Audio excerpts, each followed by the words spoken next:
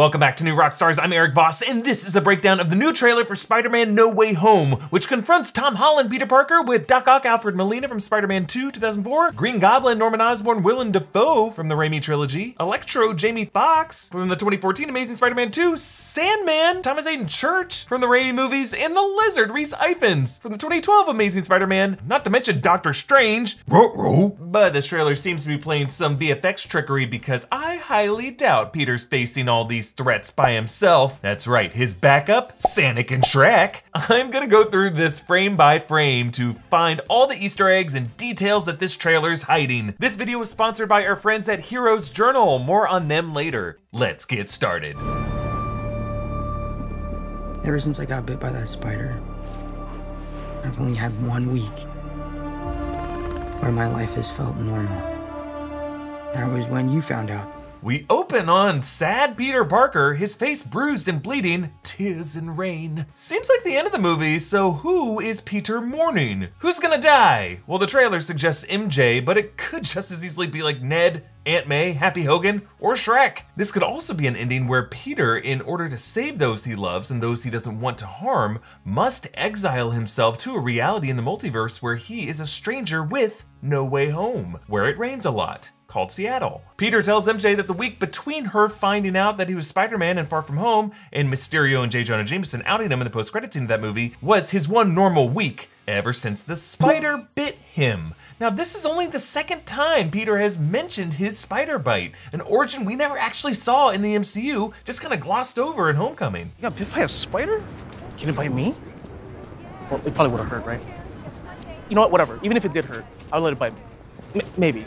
How much did it hurt? The spider's dead, Ned. So No Way Home could finally be the film the MCU flashes back to the exact circumstances of Peter's spider bite, especially if this movie does introduce him to the Tobey Maguire and Andrew Garfield versions of the character, whose bites and web-slinging abilities took alternate forms. Peter and MJ swing past J. Jonah Jameson's Daily Bugle broadcast until it switches to his own face half-mast with Public Enemy number one. Number one? Does no one care that Nexus witches exist? Just go talk to those survivors in Westview, or to Mr. Dell.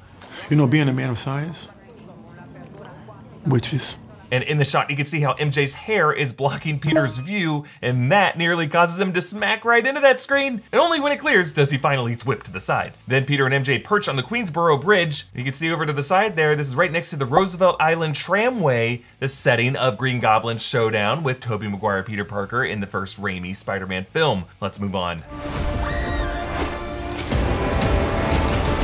Botched that spell where you wanted everyone to forget that Peter Parker's Spider-Man. We started getting some visitors.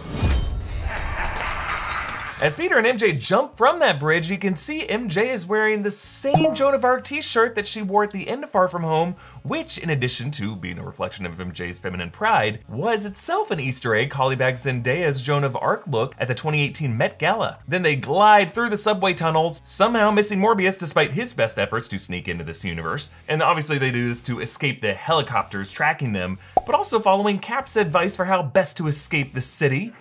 You take them to the basement or through the subway. You keep them off the streets. Someone's been watching his Cap PSAs. And then as they nearly run into a train for a brief second, the train screen flashes red and M, the M train. That's right, Spider-Man narrowly avoided the Mephisto train. Run all you want, Spider-Man. We all float down here.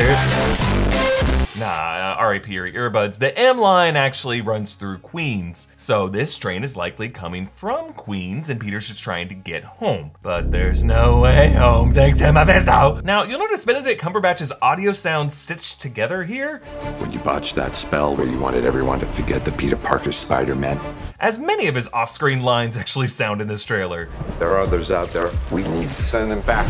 They're starting to come through, and I can't stop them. This is the first time for me in the Marvel universe. I am guessing that Cumberbatch is just so fluid with his line reads, with more revelatory terms bleeding into the trailer dialogue, making it harder to cut around. Now, the from behind shot of Peter shows him wearing a dark blue jacket, clearly a different scene than the shot of Peter with the plaid shirt when the spell occurs. Him in the jacket actually matches with the shot of the first trailer where the lizard was swiping at Peter, so Doctor Strange may have actually caught the lizard on his own while while Peter was dealing with Doc Ock and Goblin on the bridge. We see more of the exact moment that Peter tampers with the spell, causing the golden bands to tremble and then explode outward. And again, there are 4 of these bands, maybe for each of the 4 universes that get crossed over in this movie: the MCU, the Raimiverse, the Webverse, and the Venomverse. And as they illuminate the room, you can see that the blue murk that previously surrounded them dissipates. Presumably that was going to be the cold and drowsy humor that Doctor Strange was trying to conjure to just simply erase people's memories. But now the golden reality warp bands tear the room to pieces around them. Now that we've seen Venom Let There Be Carnage, that movie's post-credit scene seems to be showing a similar process. A bright golden light fills the room,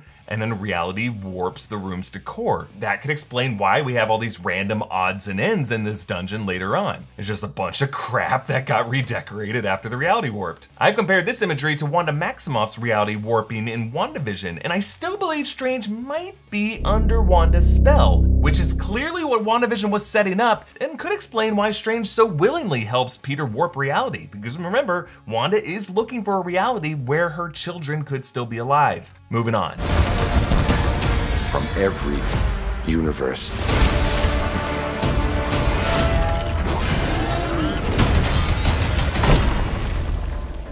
Hello, Peter. I love it. Green Goblin is here. He looms in through the smoke of his own pumpkin grenades, riding his glider. Meanwhile, Strange explains that these visitors are coming from every universe, meaning Doctor Strange might have been previously aware of alternate universes like the Raimiverse, which would give interesting meaning to the line he said to Tony Stark back in Infinity War. Protecting your reality, douchebag. Then Electro's bolts blast through the ground toward Peter, who wears this new black and gold suit. This suit's kind of a mess. There's loose wires poking out, duct tape all over the place. Actually, later you can see MJ and Ned are on a smartphone duct taped to his chest, apparently FaceTiming all this. I am guessing this mission might be to catch Electro, and they have to do it in a way without Peter's Iron Spider armor, maybe by turning his old suit inside out so all the wiring is now exposed, or maybe his nanotech suit can't be relied on after he ran into Doc Ock, or this could just be a new suit that they rigged up to be more resistant to high voltage. Let's move on to the next clip.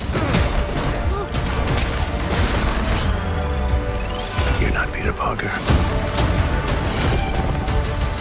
Ah yes, license plates. So I pointed out in past videos how the cars on this bridge seems to have specific license plates that could be pointing to specific comic book issues, something Spider-Man director Jon Watts actually does in all of his movies. Here, Doc Ock and Peter pass a plate reading JND79WN, which doesn't seem to directly translate to anything in particular, unless maybe you try to stretch J and D being for Jessica Drew, Spider-Woman, who did first appear in Marvel Comics in 1976, but later, here is a clearly overt one, ASM 8183. Jon Watts always uses ASM to refer to Amazing Spider-Man, and then a specific comic book issue followed by the year. But this could be interpreted a couple different ways actually. There was a Spectacular Spider-Man, not Amazing Spider-Man, issue 81 in 83, which mixes up Spider-Man with Cloak and Dagger, Punisher, and a certain bald baddie who's gonna come stomping into the MCU soon.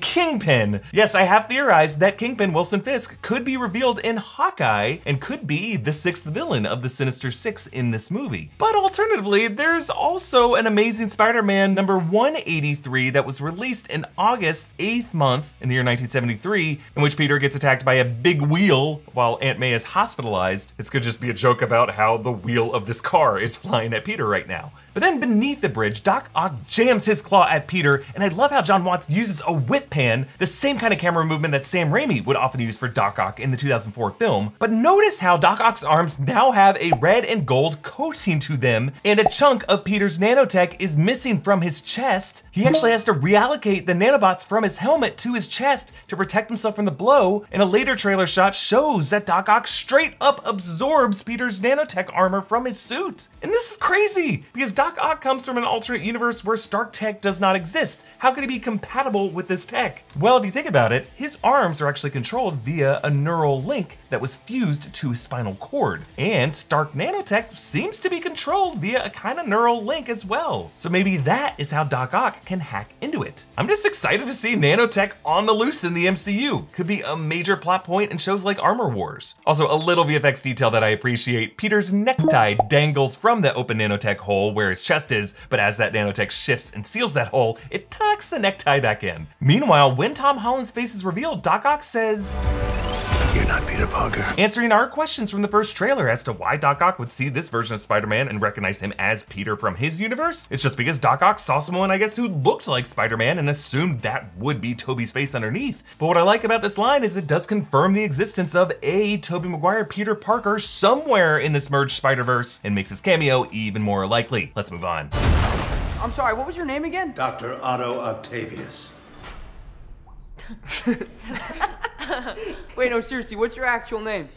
Sounds like the kids are okay boomering Doc Ock about his name. I like how Ned is holding a crossbow. Might have been something he picked up from Strange and Wong's artifacts that they used for things like vampire hunting, because we know a lot of these are coming in the MCU. Meanwhile, MJ's necklace, I love this detail. It's actually a broken piece of the Black Dahlia necklace that Peter bought for her in Venice and later ended up broken when he gave it to her in that movie. She's so loyal, what a keeper. But I mean, it's MJ, she likes it better that it's broken. And then here we see how Doc Ock actually retains the red and gold nanobots from Peter's suit on his arms. He might have actually absorbed all of the nanobots for all we know. And then as Doc Ock turns his head, these claws, like snake heads, turn their heads too. We're not really sure how much these arms are listening to him or he's listening to them. I like to think they listen to me now. Next clip. There are others out there. We need to send them back. So, Scooby-Doo this crap. You know, all this is kind of your mess. I know a couple of magic words myself, starting with the word please. please, Scooby-Doo this crap. Okay, amazing set piece here. The freaking Statue of Liberty, keeping the tradition of landmark set pieces like the Washington Monument, the Venice Grand Canal, Tower Bridge in London, but now with huge cranes over it attaching a massive Captain America shield. You can see a banner hanging from the scaffolding reading, Lady Liberty, the newest Avenger, and you can actually see those words on a bus stop ad for it later on. Now, we just saw Liberty Island used as an example of how the world has gone to crap during the blip with all the loose boats moored up to it, but now it seems as though the government is using Lady Liberty as a way of celebrating the Avengers' victory. For when Cap stood his ground facing the abyss and found backup from opening portals behind him, as we pray Peter Parker will receive some backup from other Peters in this scene. If you remember, this was kind of foreshadowed in Far From Home when Mysterio's illusion trapped Peter in a snow globe where the Statue of Liberty rose up beside him. And earlier, Peter stood among giant statues of his fallen Avenger heroes with him standing on a giant Captain America shield. Now, of course, using the Statue of Liberty as a final battle set piece has been something that pretty much all superhero movies have avoided because it was done back in one of the first big Marvel movies, X-Men in 2000, which is the Marvel movie where Kevin Feige got his start as an associate producer. We're coming full circle with that, and I think there's a deliberate reason for that. I'll get to it at the end of the video. Getting the answers to these questions is quite a quest for me. Yes, I feel like I'm on my own Campbellian hero's journey, and in my own life, I like to document my progress by staging it this way, and an awesome new thing to help me do that is Hero's Journal. Hero's Journal is here to help you accomplish your goals by turning them into a quest. The Hero's Journal helps you discover the story you tell about yourself and define the quest you want to undertake. They have two different journals, the Historia Magic Academy for fans of Harry Potter, and the Legend of Historia for folks more aligned with Lord of the Rings. And they have a special new leather edition of the journal made from vegan leather, the Adventurer's Edition. It's got fancy foiling on the spine, a lovely green cloth ribbon that would just be a really great gift to get someone. Whatever your goals involve, the Hero's Journal guides you along the journey to achieving them by building a positive narrative about productivity versus a shame-based narrative. You can try the first 71 pages of the journal for free online if you want to check it out that way, but the Hero's Journal is available for purchase now. Head to theheroesjournal.co or click the link in the description and use promo code NEWROCKSTARS for your 10% off. They're running a Black Friday sale for 30% 10% off all of their journals except the Adventurer model, but you can still use our discount code, New Rockstars, for 10% off that one. And thanks again to Heroes Journal for sponsoring this video. So Electro is charging up using electrical towers. Meanwhile, Peter uses a piece of wrist tech that illuminates rings of eldritch magic from Doctor Strange. So must be this suit, or maybe even just this piece on his wrist, was probably given to Peter in order to snare villains like Electro, kind of like a Ghostbuster using a proton pack and a trap. Then Doctor Strange tells them to Scooby-Doo this crap. Just another example of the MCU folding in all of pop culture into their universe. Kind of like how Eternals just cited other Warner properties like Superman and Batman. And then a preview clip of Hawkeye mentioned Katniss Everdeen from Hunger Games. But Strange telling them to Scooby-Doo this problem does cast this group as a kind of Mystery Inc. Like MJ would be Velma, Peter probably Shaggy, Ned Scooby, and Happy and Aunt May, Fred and Daphne, they're useless and always trying to Why don't you mind your own business, pal? But like in Scooby-Doo, the kids of this movie might end up unmasking the real villain behind it all, which according to Scooby-Doo lore is more often than not the old man Jenkins, who hired them in the first place. So just add this to the list of reasons to be super suspicious of Doctor Strange in this movie. He may be the witch who would have gotten away with it if it weren't for that meddling Nedlin. Moving on. You're flying out into the darkness to fight ghosts. What do you mean? They all die fighting Spider-Man.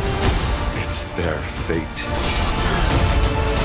So we see a combination of Electro and Sandman attacking cops and news vans, but now standing aside the Daily Bugle van is our man J.K. Simmons as J. Jonah Jameson. Giddy smile on his face as he realizes he's getting a great scoop. And as Electro blasts away, you can see his humanoid shape flashing like lightning from spot to spot. Now, of course, his lightning color is now yellow, not blue like in The Amazing Spider-Man 2, but since Doc Ock can absorb nanotech, I think a lot of these villains might adapt new features as they transition into the MCU. I love Doc Ock chilling us with this line.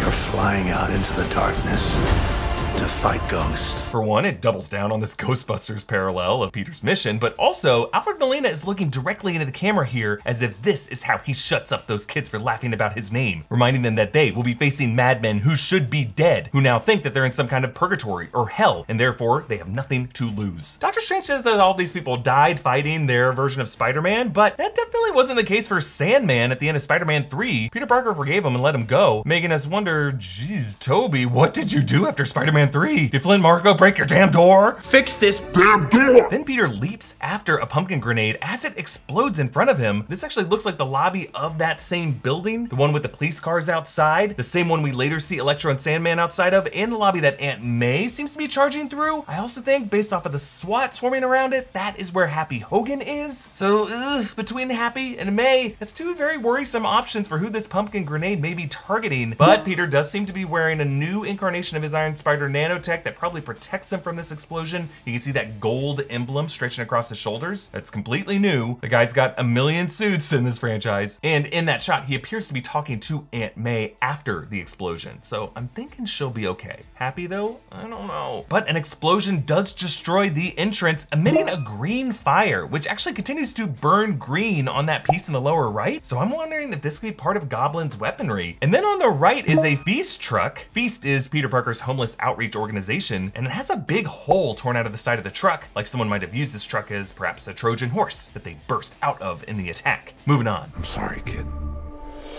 Yeah, me too. Don't.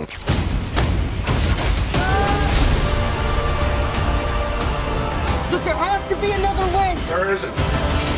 They're a danger to our universe. So deciding that he does not want to send these villains to their certain deaths, either realizing that if he's worthy of redemption, so must they be, or after Mysterio, he doesn't want any villain blood on his hands, Peter thwips and snatches that green cube artifact as it levitates between Strange's hands. I'm assuming this is some kind of Pokeball pocket prison that Doctor Strange is either storing the villains inside of, or some kind of mechanism that allows him to return them to sender. I love this. Peter is strung between two portals. Strange must have tricked Peter by opening one portal in the direction he was already thwipping, and then another one immediately behind him so that Peter ended up thwipping his own foot. Genius. But in this shot I mentioned before, Aunt May looks super emotional, and she's carrying some device. Looks metallic, cylindrical, and glowing green a bit. Could this be some form of Goblin's tech? Then Doc Ock tries to crush Peter's head, which then leads to the nanobot spreading across his mechanical arms. This actually might have been a defense mechanism by the nanobots to keep the claws from crushing the helmet, but then those bots fused with Otto's neural link, allowing him to inherit them. On to the next clip. You're not gonna take this away from me. Peter. You're struggling to have everything you want, while the world tries to make you choose. So Peter swings through the scaffolding at the base of the Statue of Liberty, but you'll notice the statue is bronze colored, not the green color we know today. And that's because when the statue was originally assembled in France in the 1880s, its copper plating made it a dull brown color. And then over the next 30 years, it oxidized green, the color we now know it as. So maybe this statue is actually restored as part of its newest Avenger redo. Actually, in shots of Peter perched on the crown, you can see streaks of green in those spikes as if this oxidation was being scrubbed off. Then we get our first clear look at Jamie Foxx as Electro. He wears this chunky gear that seems to help conduct the electric current, and it all seems to be stemming from a chest component that almost looks like an arc reactor, like a spare one from Stark's tech. Just be another piece of Stark tech that one of these Spidey villains could hijack and repurpose. He does seem to fire a powerful blast that seems like it's a mixture of repulsor blasts. And then I love this, as the electricity courses over his head, it makes the yellow starburst shape of Electro's classic spark mast from the comics. Then we get a nice close-up of Green Goblin on his glider, as well as a quick flash of a goblin without his helmet wearing flight goggles. I'm just thinking this is a blurry Willem Dafoe face, because if alternate goblins or Hobgoblin was in this movie, I don't think they would reveal James Franco or Dane DeHaan Goblin in a shot like this. But you'll notice he drops in with a swarm of razor bats. You remember those nasty things from the first Raimi film. And then a DODC SWAT unit swarms in on the building, Department of Damage Control. These are the authorities who arrested and interrogate Peter, and they seem to here be in the apparent aftermath of that green explosion. And then a juiced up version of Doctor Strange's spell blasts out from Liberty Island, expanding far into the sky. Maybe that cube broke open, causing the barriers between realities to open even wider. More thoughts on this in a bit, but on to the next clip. This is all my fault. I can't save everyone.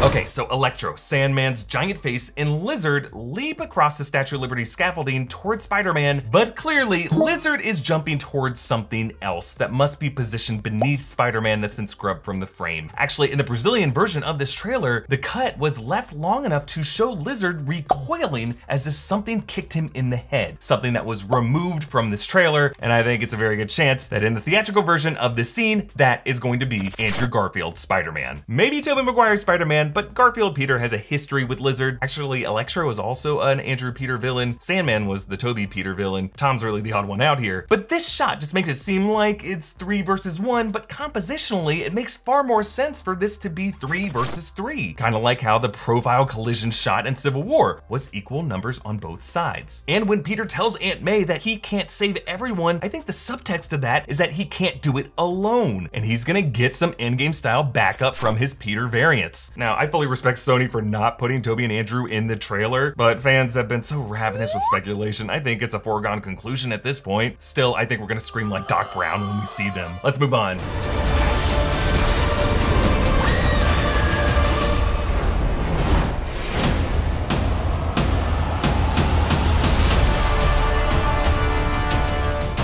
So the giant Captain America shield crashes through the scaffolding, causing Ned and MJ to lose their balance, and MJ falls in slow motion with framing pretty similar to Gwen Stacy's fall in The Amazing Spider-Man 2. Peter dives after her, reaching out his hand. Is he gonna catch her? While many are asking whose hand this actually is, it's definitely Tom Holland, Peter Parker's hand, based on the glove design and the new suit he is wearing in the sequence. But the parallels to Andrew Garfield, Peter Parker, and Gwen Stacy's death are pretty strong enough here that it would not surprise me if Sony pulls another VFX switcheroo and replaces Tom's hand with the life-saving grasp of Shrek. I'm kidding. Andrew Garfield, who would refuse to let another Peter Parker love interest die the same way his Gwen Stacy did. And you'll notice that the two hands here are framed perfectly with One World Trade Center in the background, just as this building does looming over Gwen Stacy's funeral in the 2014 film. Let's move on to the final clip. What's happening? They're starting to come through, and I can't stop them.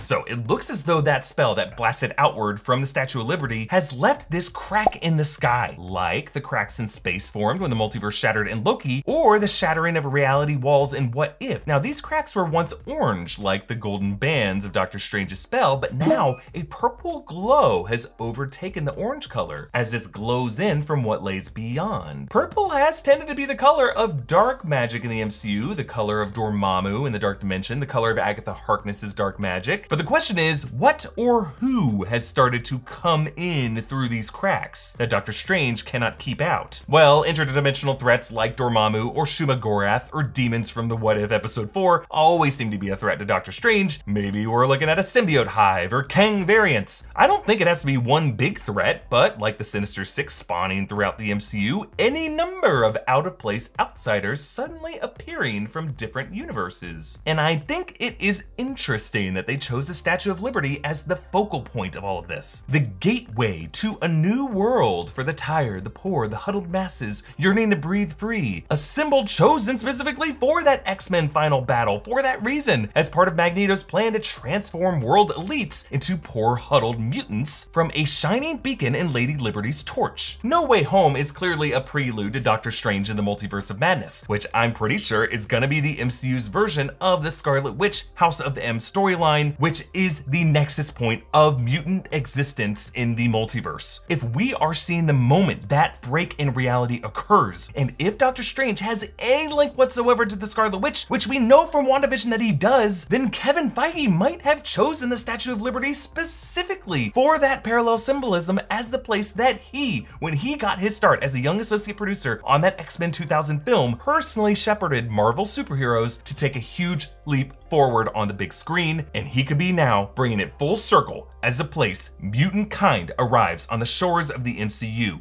Well, that is everything I caught in this magnificent No Way Home trailer, but we will be making plenty more videos about this in the days and weeks to come. So support this channel by checking out our merch options at newrockstarsmerch.com. Follow me on Instagram and Twitter at EA Voss. Follow New Rockstars. Subscribe to New Rockstars for breakdowns of everything you love. It's late in the night. I can't talk anymore.